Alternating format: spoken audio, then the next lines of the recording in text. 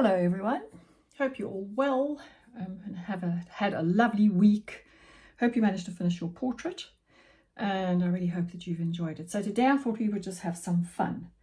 We are going to play around with basically drawing shapes, drawing lines, which helps tremendously with drawing in general.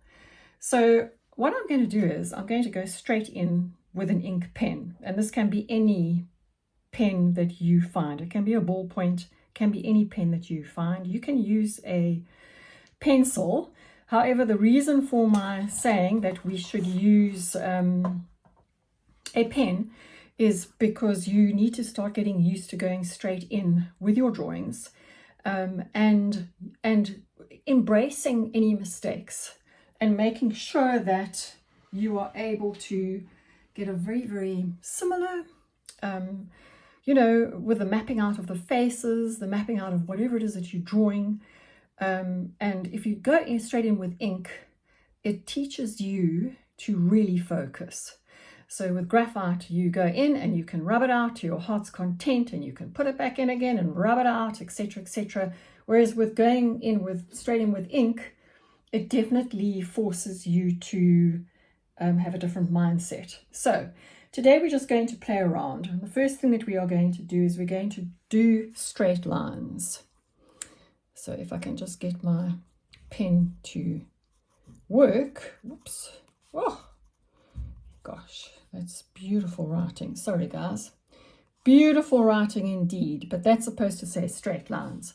So if we put a point here, so if you remember we had our perspective tutorial and we had a horizontal line, so we're not going to do that today. What we're going to do is, and you're going to use your whole arm, you're not going to just use your wrist. This is not what you want to be doing. If you use your wrist, you're going to get a curved, you're going to get that. And what we are wanting here are straight lines, and the only way that you can do that is by using your whole arm and keeping your wrist straight. So let's go, and let's just take it out from here. Oh, and the other thing I want to say to you is try not to turn your paper. Try to do this keeping your paper in the same position. It's very good for your motor skills, hand-eye coordination, and just basically traveling around the page from one angle. So I've done it from the center point, and you can see that some of mine are off. But the other way that you can do it is by starting here and looking at the focus point and going straight in. So let's try that over here. Let's do it from the opposite way. So this one here, we did it from the center point out. This one, we're going to look at the focus point and we're going to go straight towards it. And let's see what we get. And you see, for me, I prefer doing it outward. I get a far straighter line than if I do it this way. But they say that this is easier for most people. So don't ask me why my brain is different. And you can see that I'm struggling here. I have not turned my paper. You can see that I'm struggling here, and that is not good for me, because we're supposed to be practicing a straight line down towards the point. So those are two ways of doing it, and both ways are extremely good for your eye-hand coordination, as I say, and just practice in general. Very good exercise to do. I'm going to turn my sketchbook around because I want to use this side of it. And as you all know, I'm right-handed, and it's just easier for me to work this way around. So the next exercise that we are going to try is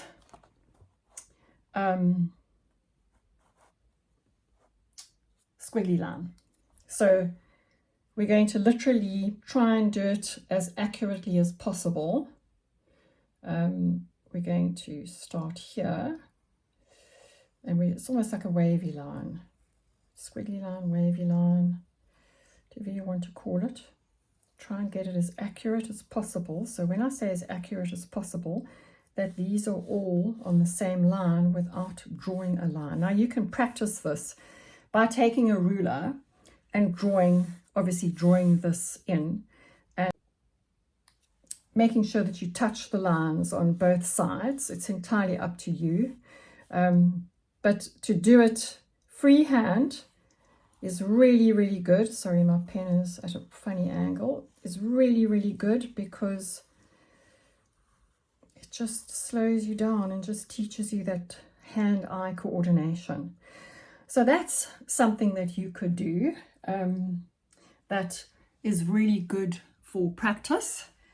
And then the next one we're going to do is we're going to keep going round and round and round and round. And the purpose of this is to try and keep that also in a straight line, top and bottom, and make sure that they are kind of equal distances apart from each other. So there you can see I've got a fairly good, that's gone out, but that looks pretty good, that's gone out. But it's also just a really good exercise. These exercises are fantastic for when you are just wanting to sit for 10 minutes and just practice hand-eye coordination. And again, you can draw it in with a ruler and make sure that you touch the top and the bottom. So that's a really, really good exercise as well. And then another one is drawing circles. And you can see the reason why I'm saying use a pen, because with a pencil you can easily rub them out. So those are fairly good. This one's gone out, but it's not bad. And you can do them in different sizes. Again, you can draw a line and make sure that you get it equal, you know, across the top and across the bottom. But do try and do it just with your hand-eye coordination. Try and do that. Then the next thing we're going to do is we're going to do an egg shape.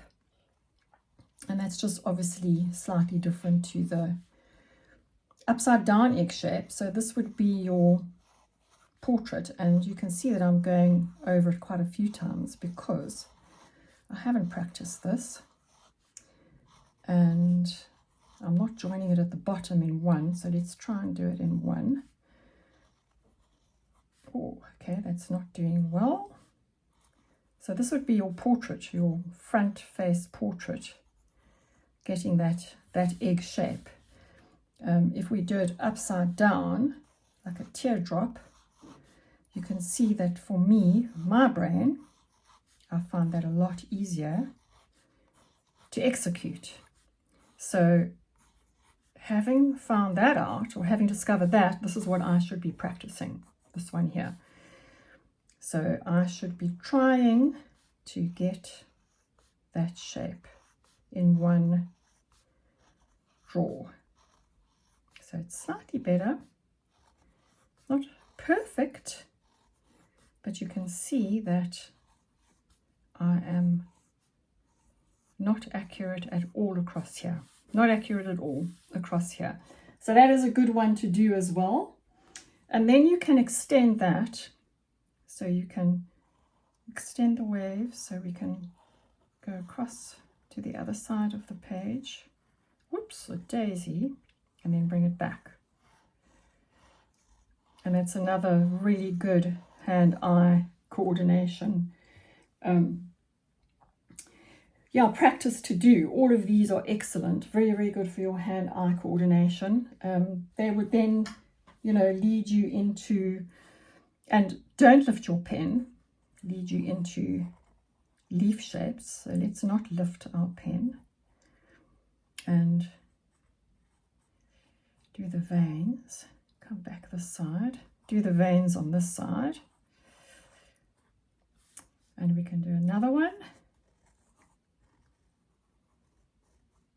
So all of these exercises help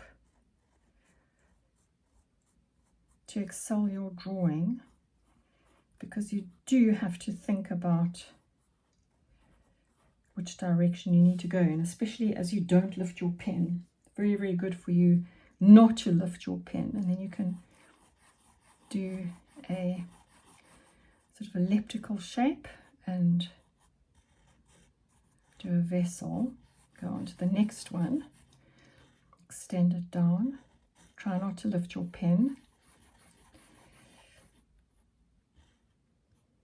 and try and do those all in a row. So it's all just combining and putting things together and trying not to lift your pen at all while you are doing these exercises. They're great. They really are great for hand-eye coordination. And as I say, go in with a pen. If at first you're a little bit reticent to do that, you want to try with a pencil, do it by all means. And if you want to draw lines across here with your ruler so that you're touching the top and the bottom, do it. And then slowly progress to going in with a pen. And you can put the lines in there with a ruler when you're wanting to use your pen. And then take the lines away and go straight in with your pen. It's an excellent exercise to do for anything that you want to draw. Have an awesome week, everybody. Okay, so let's put some of that into practice. Let's do some leaves. I'm doing them over again because I see that it went off of the recording and we're not lifting our pen at all. And the veins go that way, so you need to make sure that your brain doesn't trick you into telling you that they go another way. Quite interesting when you're doing this, when you're not lifting your pen at all. And there we go, we have a leaf, beautiful, beautiful leaf, and that you can repeat the other way. So this all comes with practicing those line exercises that we've just done and not turning your paper. So this also helps you really focus and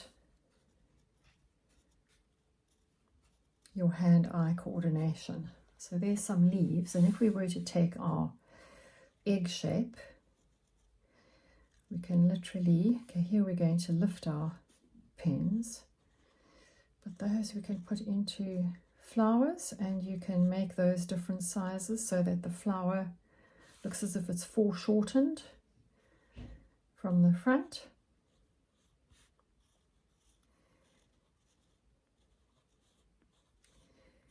So there's another one. We can also do it without lifting our pens. And